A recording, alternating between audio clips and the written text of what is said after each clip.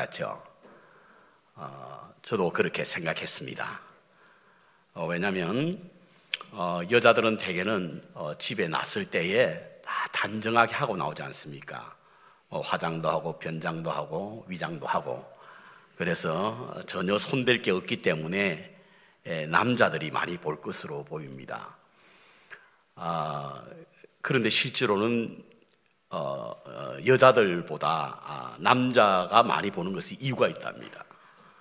그 이유가 있는 것은 무슨 이유 때문이냐면, 남자들은 지나가다가 자기 집에 났을 때 미처 확인하지 못한 것 때문에 넥타이도 고쳐매고 머리도 한번 빗고 이래서 거울을 남자들이 보게 되는데, 여자들은 딴 사람 보느라고 거울을 안 본답니다. 딴 사람 옷은 무엇을 입고, 딴 사람 마스카라는 무엇을 하고, 딴 사람 화장품은 어떤 거 쓰고, 이러느라고 그 거울을 안 본다고 합니다.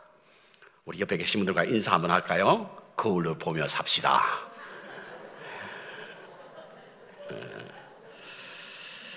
예수님의 안경을 쓰고 말씀의 거울에 우리 스스로를 외면보다 내면을 비춰보시기 바랍니다. 예수님의 안경을 쓰고 말씀의 거울에 우리를 한번 비춰볼 수 있는 지혜와 믿음이 필요합니다. 그래야만 우리의 뒤틀린 모습들, 삐뚤어진 우리의 생각들이 고쳐지게 될 걸로 여겨집니다. 지난주에 뉴욕 목사회에 주최하는 교계 지도자들 초청 토론회에 참석한 적이 있습니다. 저를 패널로 참석해달라고 하는데 제가 패널을 할 만큼 그렇게 뛰어나지 않아서 거절하다가 도대체 다른 목사님들의 생각은 어떤가, 그것을 듣기 위해서, 말하기보다는 듣기 위해서 그 자리에 참여했던 적이 있습니다.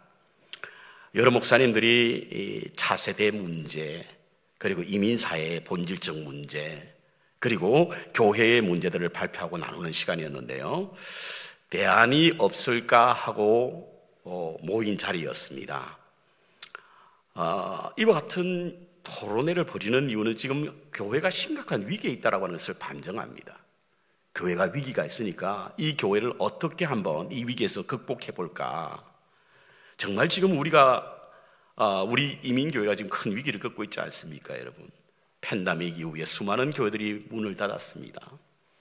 열려있는 교회라도 출석률이 극히 저조해서 여러 가지 어려움을 겪고 있는 것이 오늘날 우리 교회의 현실입니다. 이민의 숫자는 줄죠. 신앙에서 떠난 사람은 돌아오지 않죠. 극도의 위기감 속에 오늘날 우리 교회가 있는데, 여러 교회들마다 궁여지책으로 교회를 통합하고 그리고 축소하고 사역을 축소하고 그렇게 하지만 그것 역시 대안이 될 수 없다라고 하는 사실을 우리가 알게 되었습니다. 특별히 우리에게 오랫동안 이 토론의 시간이 되었던 것은 바로 청년들이 교회에게 등을 쥐고 있다는 거예요. 교회를 떠나고 있다는 겁니다. 이것이 우리에게 심각한 현실로 다가가기 때문에 그 문제를 오랜 시간 동안 토론하고 고민하고 대안을 찾는 데 노력했습니다. 저는 토론회를 마치고 돌아오는 길에 한동안 시간을 보내면서 정말 오늘 우리 교회가 직면하고 있는 위기가 어디에서부터 왔는가에 대한 토론회를 한번 정리를 해봤습니다. 정말 어떤 것이 문제일까? 토론에서 논의되지는 않았지만 제가 발표를 하지 않았던 문제를 한번 뒤집어보면서 제가 얻은 결론은, 우리 교회의 위기가 영적인 것으로부터 말미암아 시작되었다. 영적 위기가 교회의 위기로 이어지게 되었다라고 하는 사실을 생각해 보았습니다. 교회는요, 사람이 세우는 것이 아닙니다, 여러분. 하나님이 세우시는 것이지 않습니까, 여러분? 하나님이 사람을 통해 세우는 것이 바로 교회거든요. 그래서 우리가 이 말을 바꿔 말하면, 하나님이 세우지 않으시면 세우는 자의 수고가 헛됩니다.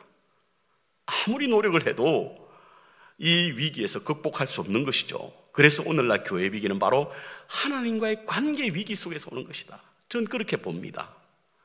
하나님과의 관계가 바로 서지 못하니 우리에게 위기가 찾아온 것이라고 하는 그런 결론을 내리게 되었습니다. 그렇다면 하나님과의 위기가 어떻게 해서 왜 하나님과의 관계의 위기가 찾아오게 되었을까? 저는 성경에서 그 해답을 찾으려고 하는데요, 성경의 가장 큰 영적 위기를 겪은 시대가 어느 시대냐면 바로 사사시대입니다. 사사시대. 사사기에 나오는 사사시대입니다. 300년 혹은 400년으로 알려진 이 영적 어떤 흑역사를 말하고 있는 것이 바로 사사기인데요. 그 시대는 참으로 타락했고 혼탁했습니다. 그래서 흔히 사사시대를 범죄와 실패 시대다 이렇게 말합니다. 그 시대의 한 단면을 보여주고 있는 말씀이 사사기 17장, 18장, 19장에 나오는데 그 끝물에 나오죠. 에브라임 사람이 이런 일이 있습니다. 에브라임 사람이 은을 잊어버렸습니다. 그 아들이 찾았어요. 그랬더니 그 은을 가지고 은장색, 그러니까 은으로 우상을 만드는 사람에게 주어서 그것을 우상으로 만들고 그것을 섬기고 그 아들을 제사장으로 세웠다라고 하는 말씀이 17장에 나옵니다. 18장에는 다한 지파에 관한 이야기가 나오는데요. 그들은 우상을 보고 나서 마땅히 그 산당을 없애버려야 하는데 오히려 그것을 복구해서 그들을 섬기고 있네요. 19장에 보면 더 기가 막힌 일이 있습니다. 레위 지파에게 한 첩이 있었는데 그 첩이 친정으로 갔다가 친정에서 데려오는 과정 속에서 기브아 사람에 의해서 욕을 당하게 되고 거기서 살해를 당하게 됩니다. 그러자 이 레위 지파 사람이 12지파에게 서신을 보내 그 시신을 조각내서 보냅니다. 너무 끔찍한 일이라 말씀을 드리기 차마 조심스러운데요. 그래서 그 전쟁을 선포하게 만듭니다. 기브아 사람을 쳐 죽이자는 거죠. 그때 베냐민 지파 사람들이 자기는 참여하지 않겠다라고 하는 이유 때문에 전쟁을 벌이고 되고 베냐민 지파는 극도의 세가 약해지는 장면이 바로 사사기서 17장, 18장, 19장에 나옵니다. 총체적인 사회적 위기입니다. 도덕적, 윤리적, 종교적, 영적 완전히 그 시대는 위기의 시대이기 때문에 사사기는 한마디로 말씀드리면 흑역사다, 흑역사. 이스라엘 백성들의 실패와 좌절 그리고 범죄 그것을 기록한 책이 바로 사사기서다 이렇게 사람들은 말하고 있는 것입니다. 왜 그랬을까 하는 거예요. 왜? 무엇 때문에 이와 같은 일이 일어나게 되었을까 하는 겁니다. 하나님과의 관계에서 위기가 찾아왔다고 성경은 우리에게 말하고 있습니다. 하나님과의 관계에서 이 위기가 찾아왔구나. 하나님과의 관계가 무너지니까. 그러면 왜 관계의 위기가 그들에게 찾아왔을까? 첫 번째로 그들은 하나님을 제대로 알지 못했습니다. 하나님을 제대로 알지 못했어요. 이스라엘은 신정국가입니다. 신이 통치하는 나라예요. 우리의 삶도 하나님이 우리를 통치하잖아요. 그래서 하나님께 예배하지 않습니까? 하나님을 경외하지 않습니까? 이스라엘 백성들이 신정국가가 된 이유는 바로 출애굽기 19장에 보면 시내산에서 하나님과 약속 때문에 이스라엘 백성들이 하나님의 백성이 되는 약속 때문에 그들을 통치하는 분이 바로 하나님이 되셨습니다. 19장 5절부터 6절에 보면 우리 다 같이 한번 읽어볼까요? 같이 읽겠습니다. 너희가 내 말을 잘 듣고 내 언약을 지키면 너희는 모든 민족 중에서 내 소유가 되겠고 너희가 내게 대하여 제사장 나라가 되리라. 거룩한 백성이 될 것이다. 이 약속 때문에 이스라엘 백성들은 하나님을 그들의 통치자로 삼은 겁니다. 그리고 하나님께서는 이스라엘을 당신의 백성으로 삼아서 지키시고 보호하셔서 40년 동안 광야 생활을 무사히 마치게 하시고 가나안 땅에 안착하게 하시고 이 약속 때문에. 때로는 이스라엘 백성들이 하나님을 배반했지만 하나님은 이 약속 때문에 그들이 하나님이 되셔서 그 힘들고 어려운 광야의 40년을 거쳐서 가나안 땅에 정착하게 하셨다는 겁니다. 가나안 땅에 들어가서도 그 난공불락의 성 여리고성을 무너뜨렸죠. 아이오 성을 무너뜨렸죠. 그리고 그곳에서 무사히 정착하게 만들었던 이유는 바로 하나님이 이스라엘 백성과의 세운 이 언약을 지키시기 위해서 하나님께서는 이스라엘 백성을 보호하셨습니다. 하지만 정착한 그 땅은 이미 10개의 가나안 족속이 그곳에 정착하고 있습니다. 그래서 그들이 섬기는 신도 있었어요. 이는 이스라엘 백성들의 가장 큰 위협이 되었습니다. 물리적으로는 하나님이 도우셔서 그 백성들을 가나안 땅에 들어가게 했지만 그 가나안 땅에 엄연히 그들이 섬기는 신이 있었기 때문에 영적으로 이스라엘 백성들의 위협이 된다는 생각 때문에 하나님께서는 여호수아에게 명령하여 다시금 새롭게 언약을 갱신하는 장면이 나옵니다. 가나안 사람들의 화려하고 매혹적인 문화, 그들의 풍습에 의해서 이스라엘 사람들이 쉽게 하나님을 버리고 바알을 섬길 수 있겠다는 위협 때문에 하나님은 이스라엘 백성들에게 새로운 약속을 하게 하십니다. 그것이 소위 말하는 세겜의 언약이었습니다. 그 약속이 어떤 것이냐면 우리 파워포인트를 한번 보겠습니다. 같이 읽겠습니다. 너희 중에 이방신을 제하여 버리고 너의 마음을 이스라엘의 하나님 여호와께로 향하라. 이렇게 새롭게 약속을 세웁니다. 그러니까 시내산에서는 하나님께서 이스라엘 백성과 약속하실 때 너희가 명령을 지키고 말씀을 따르면 내가 너의 하나님이 될 것이고 너는 내 백성이 될 것이다. 이렇게 약속하신 거예요. 근데 가나안 땅에 들어가 보니까 그 교세는 잡다한 신들이 많거든요. 그러니까 다시 언약을 세우신 거예요. 그 언약은 어떤 언약이냐면 이방 신을 제하여 버리라 라고 하는 언약이었습니다.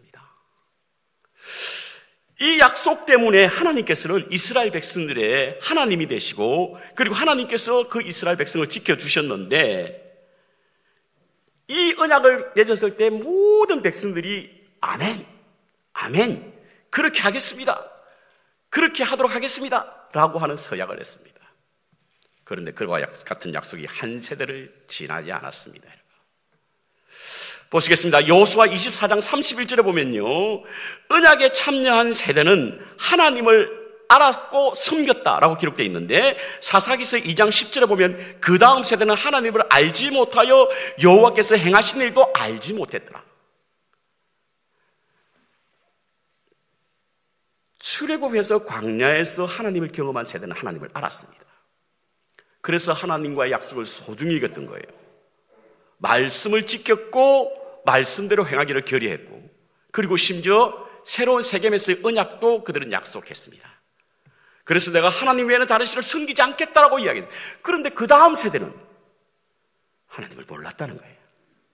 왜 몰랐는지 모르겠습니다. 아마 그들의 부모가 그들을 가르치지 못했던 것인지, 그렇지 않으면 그들의 조부가 그들을 가르치지 못했던 것인지 알 수 없지만 그들은 하나님을 알지 못했기에 하나님께 범죄했고 그들의 인생은 실패하고 말았던 겁니다.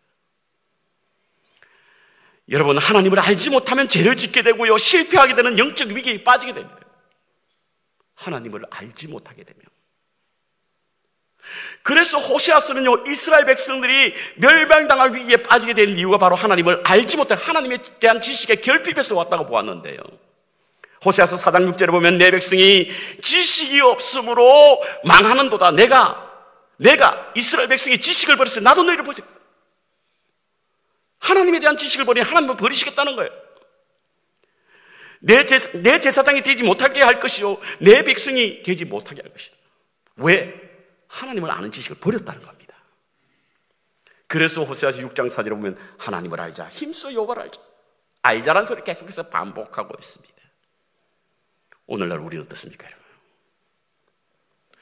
하나님을 안다고 해서 달라지는 거 하나 없어요. 다른 사람 앞에 내가 하나님 많이 안다라고 자랑하는 것 외에는 달라질 거 하나 없습니다. 하나님을 안다고 해서 내 삶이 좀 더 넉넉해집니까? 부유해집니까? 나아집니까? 높아집니까? 권세가 많아집니까? 달라질 거 하나 없어요. 그렇지만 하나님을 알게 될 때는 힘이 생기는 거예요. 여호와를 알게 될 때는요, 우리에게 유혹하는 모든 것들을 이길 힘이 생기는 겁니다. 어떤 세상의 유혹에도 이길 수 있는 힘이 생기는 게 바로 하나님을 아는 것입니다. 세상이 아무리 우리를 유혹하고 사람들이 우리를 하나님을 불신한다 하더라도 미혹되지 않는 것은 하나님을 알게 될 때입니다. 하나님은 우리의 구원자시며 우리의 생명이시며 우리에게 도우시는 하나님이란 사실을 알게 될 때 세상 사람들이 아무리 우리를 미혹해도 흔들리지 않는 거예요. 왜 그렇게 신앙이 검새 그렇게 흔들립니까? 왜 조그만 일에도 우리의 믿음이 막 흔들립니까? 왜 우리는 바른 길을 가지 못합니까? 하나님을 제대로 알지 못하기 때문에.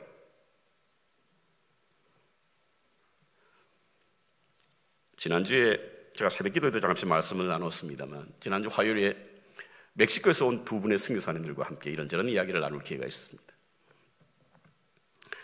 저는 멕시코 상황을 잘 모르기 때문에 그 선교사님을 통해서 멕시코의 선교에 관한 이야기를 여러 가지 나눴는데요.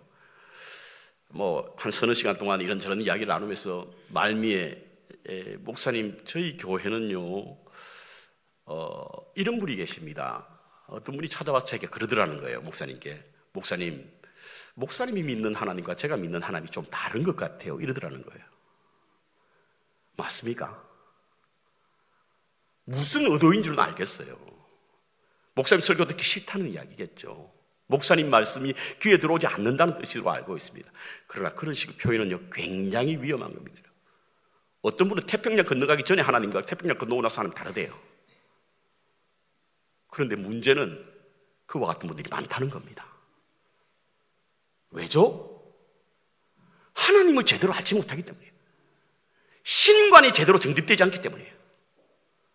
내가 믿는 하나님이 내 유익대로 움직여야 되고 내 생각대로 말해줘야 되며 내가 알고 있는 지식의 그 한계 속에서 가두어져야만 하나님을 믿는 거예요. 그것이 정말 하나님이십니까? 그래서 하나님에 대해서 말하게 되면 내 생각과 다르면 저분이 믿는 하나님은 내 하나님이 아니구나. 누구 하나님을 믿는다는 거예요 도대체? 자기의 상상 속에 하나님을 가두고 놓고 그것을 자기 신으로 믿는 어리석은 것은 아닙니까? 이스라엘 백성들이 그랬다는 거예요. 하나님을 전혀 알지 못하니 바알을 하나님으로 섬기게 된 겁니다. 그것이 바로 하나님과의 관계가 본문에는 악을 행함으로 악한 행위였다고 하는 사실인 것입니다.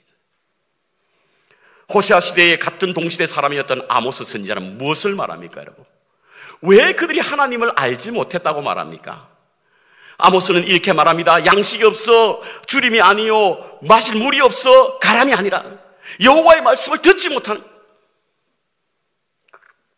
그러니 하나님을 제대로 알 수 없죠. 하나님을 알지 못하는 하나님과의 관계 설정이 어떻게 되는지도 모르고 관계가 어떻게 되는지도 모르는 거예요. 그러니까 자기의 관계에서 하나님을 떠나는 겁니다. 저는 제가 요즘 기도하는 기도의 제목이 있습니다. 어떤 기도의 제목이냐면, 하나님, 솔직하게 여러분들에게 말씀을 드리면, 하나님, 제가 목사라고 하는 지위 때문에 하나님의 말씀을 읽는 자가 되지 않게 하소서. 목사라고 하는 이 지위가 저를 구속함으로 말미암아 하나님을 믿는 어리석은 목자가 되지 않게 하소서. 잘못된 하나님을 섬길 수 있거든요. 내 생각 속에 가두어질 수 있거든요. 우리의 지위와 우리의 직분과 그리고 우리가 지금 가지고 있는 어떤 것을 벗어나서도 여전히 하나님을 섬길 수 있는 자의 자리, 그 자리에 들지 않으면 여러분은 가짜 하나님을 섬기고 있는 겁니다. 상상 속에 하나님을 섬기고 있는 겁니다. 우리는 매일 일정한 시간 동안 말씀을 묵상하는 시간을 가져야 합니다. 기도의 시간을 통해서 하나님과 소통해야 하고요, 하나님의 뜻을 발견해야 되고요, 하나님의 계획하신 일을 우리가 알아야 되면 그래야만 하나님과의 관계가 멀어지지 않는 거예요. 두 번째로 그들은 하나님의 세상신을 섬겼기 때문이에요. 하나님을 떠나는 것으로 만족하지 않고 세상신을 하나님의 자리에 올려놓은 겁니다. 오늘 본문을 제가 12절부터 14절까지 읽었는데요, 그 전에 7절에 보니까 그들이 여호와의 목전에서 악을 행하여 바알과 아세라산을 섬겼다 이렇게 말하고 있습니다. 무엇을 악을 행하여? 바알신과 아세라산을 섬기는 것을 사사기서는 악한 행위로 본 겁니다. 곧 하나님과의 관계에서 멀어지고 하나님을 알지 못하니까 바알과 아세라를 그는 하나님으로 섬기게 되었고, 자신의 삶 속에 그들을 신으로 섬기게 되는, 그래서 범죄와 실패로 이어지는 위기를 겪게 된 겁니다. 여러분, 바알신과 아스타롯이라고 하는 아세라사는요, 굉장히 문란하고 태폐한 종교입니다, 여러분. 그들은 사실은 소나 양과 같이 이런 짐승들도 제사를 드리지만 어린아이를 제물로 갖다 바치는 인신제사를 드리던 신이 바로 바알과 아세라상을 섬기는 사람들이었습니다. 특별히 이 아스타롯이라고 하는 신은 여신이잖아요. 그러니까 성전에서 매춘이 공공연하게 이루어지는 것이 바로 바알과 아스타롯을 섬기는 사람입니다. 그러니까 가나안 종교는 굉장히 태폐적이고 그리고 타락한 종교였죠. 우상 숭배와 부도덕이 가득한 곳이 바로 가나안 사람들이 섬기는 신들이었어요. 성전이었다면 신전이었다는 거예요. 우리가 생각할 때 아니 종교라고 하면 적어도 거룩성과 신실하심이 있어야 하는데 어떻게 이와 같은 신을 섬기게 되었을까? 그들이 도덕적인 어떤 윤리적인 어떤 생각의 사고가 잘못됐기 때문일까? 그렇지 않습니다, 여러분. 그들도 분명히 이와 같은 일은 잘못된 것인 줄 알았습니다. 그런데요, 그들이 섬겼던 이 바알 신은 서쪽에 있는 페니키안을 포함해서 모든 사람들이 바알을 폭풍의 신으로 섬긴 거예요. 비를 가져다 주는 신으로 섬겼습니다. 가나안 땅은요, 비가 없이는 농사를 지을 수 없습니다. 비가 없으면 어김없이 흉년이 드는 법이에요.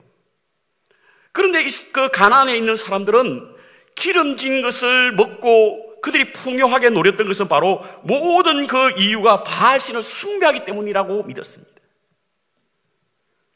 자신의 풍요가 바로 바알로 말미암은 것이라 알았다는 거예요. 자, 그와 같은 모습을 본 이스라엘 백성들, 40년 동안 광야 생활하면서 매일매일 하나님이 허락하지 않으면 먹을 수 없는 삶을 살았던 그들이 가나안 땅에 들어가서 기름지고 풍요로운 것을 보니까 눈이 뒤집어진 거예요. 우리가 믿는 신이 잘못된 신인가? 그들의 신적 제의가, 그들의 신적 행위가 어떤 것이든 그들은 상관이 없습니다. 우리에게 풍요를 가져다 주는, 우리에게 다산을 가져다 주는 신이 바로 우리가 믿을 신이라고 생각해서 그들은 광야에서 그들을 지켰던 여호와 야훼 하나님을 버리고 가나안 땅에서 그들의 풍요와 다산을 주었던 그 신을 섬기게 되었던 것입니다. 이것이 하나님과의 관계를 멀어지게 한 겁니다. 이것을 사사기서는 악으로 규정한 겁니다. 이것이 이스라엘 백성들에게 실패와 좌절, 범죄로 이어지게 되었다는 겁니다. 오늘 우리는 어떻습니까, 여러분? 오늘 우리는 어때요? 웨스트민스터 신학 사전에 보면요, 우상 숭배를 어떻게 정의하고 있냐면 우리 인간의 마음을 사로잡는 그 어떤 것도 우상 숭배다. 우리의 마음을 사로잡는 것, 여러분 그것이 어디죠? 뭐죠? 지금 우리의 마음을 사로잡는 것이 어떤 것입니까, 여러분? 우리의 마음을 사로잡는 어떤 것도 우상 숭배인 이유가 하나님이 받아야 할 영광을 그것을 세상 것이 가로채기 때문에 그게 우상이라는 거예요.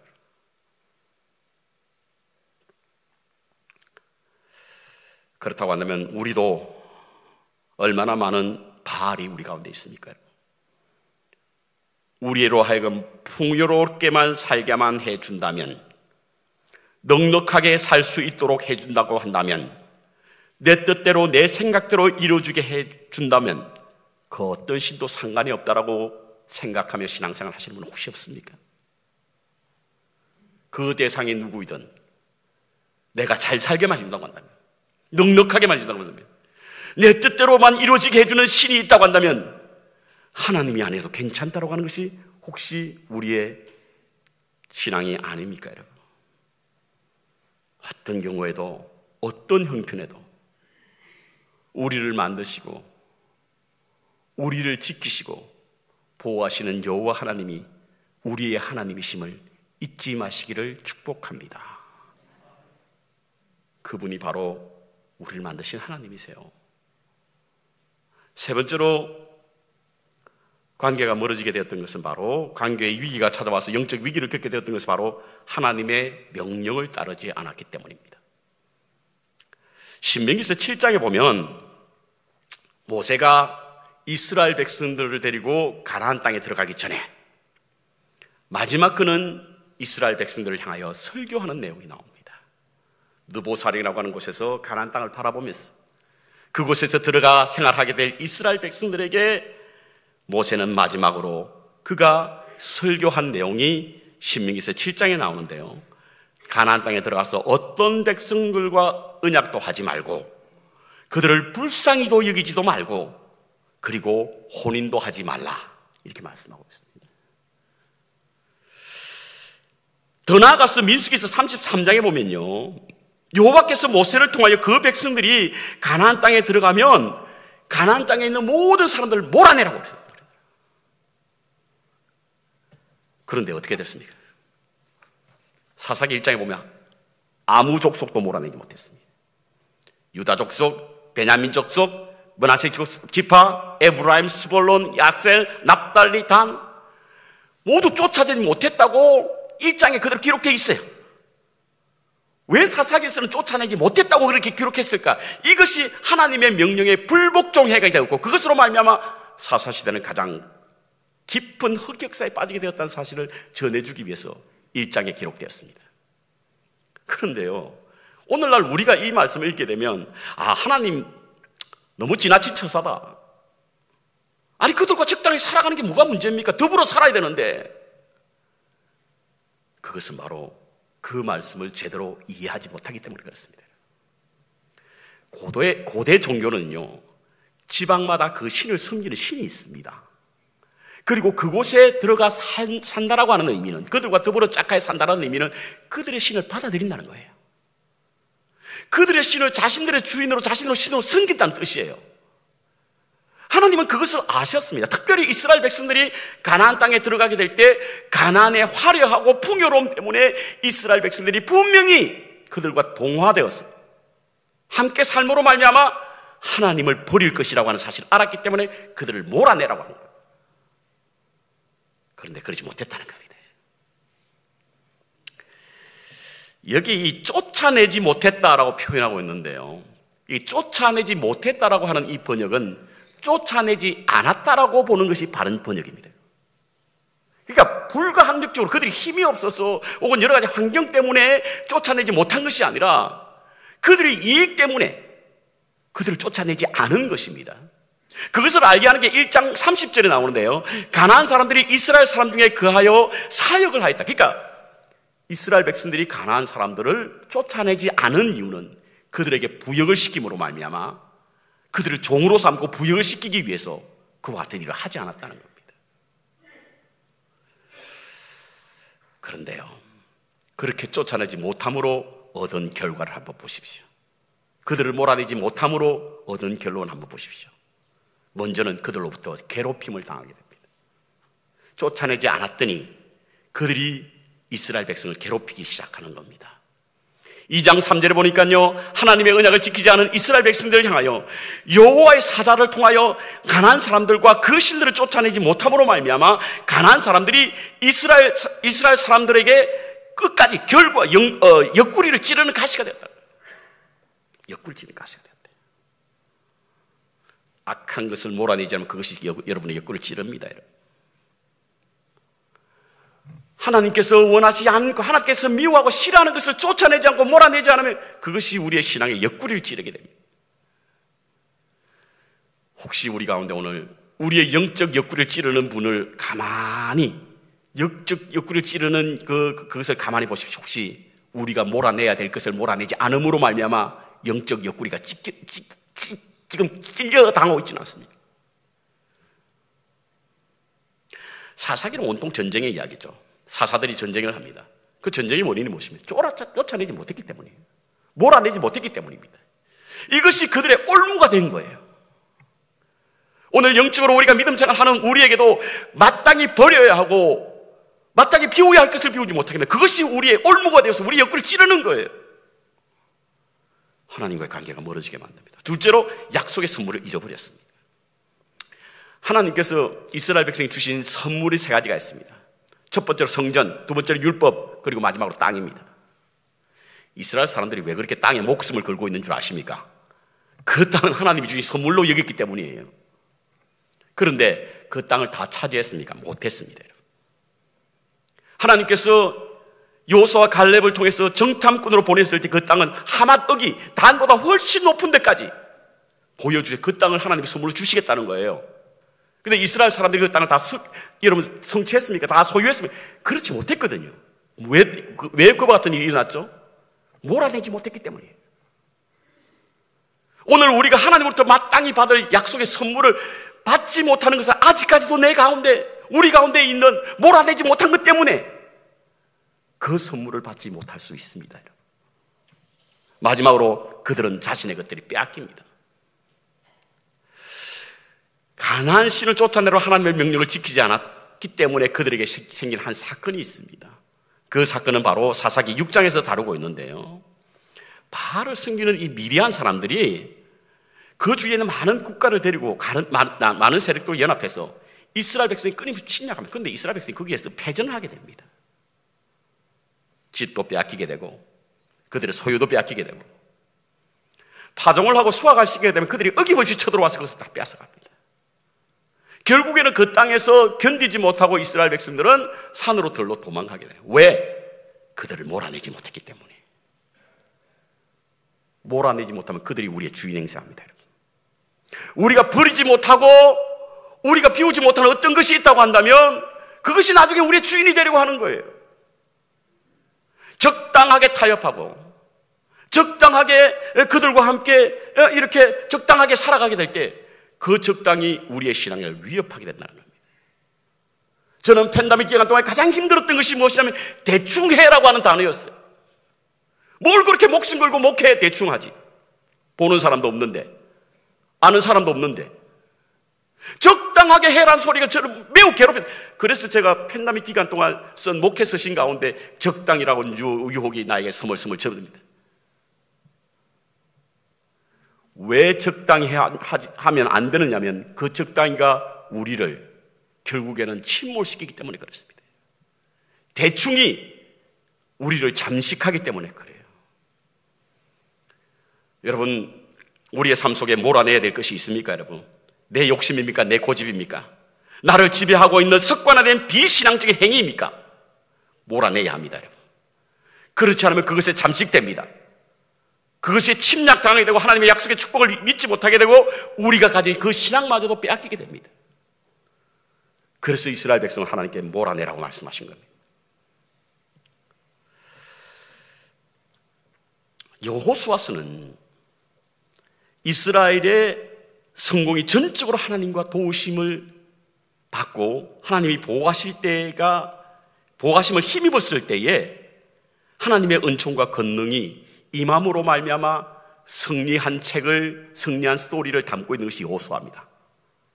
그런데 거기에 비해서 사사시는요, 이스라엘의 실패와 좌절에 관한 책이 바로 사사기입니다. 왜 여호수아와 사사기가 이렇게 같이 있어서 비교하면서 이스라엘 백성들의 역사를 만들어가게 될 것인가? 하나님의 약속을 굳게 잡고 그 약속에 따라 살게 될 때 하나님의 보호하심과 지키심이 있다라고 하는 하나님의 은혜와 은총 그리고 권능이 나타나게 된다는 사실을 말해주고 있고요. 그 반대로 하나님과의 관계가 멀어지게 되고 영적 위기를 겪게 되면 결국에는 좌절하고 범죄하고 실패하는 인생이 될 수밖에 없다는 사실을 우리에게 조명해 주기 위해서 여호수아와 사사기는 우리에게 말씀해 주고 있는 것입니다. 사사기가 우리에게 어떤 교훈을 줍니까? 하나님을 알았던 세대는 하나님의 능력이 나타났습니다.